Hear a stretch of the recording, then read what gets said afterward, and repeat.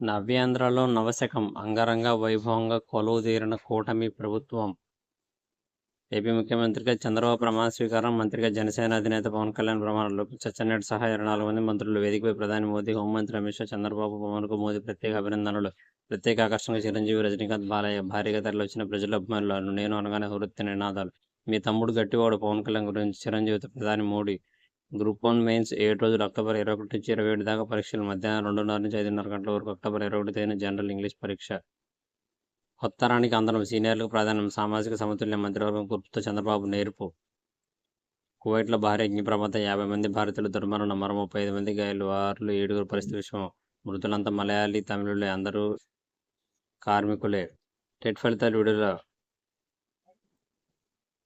పాఠ్యపుస్తకాల పంపిణీలకు గందరగోళం. ముందు మాటలో మాజీ సీఎం కేసీఆర్, గత మంత్రుల, అధికారుల పేర్లు. విద్యాశాఖ అధికారులపై కాంగ్రెస్ ఎమ్మెల్యే శ్రీహరి ఆగ్రహం.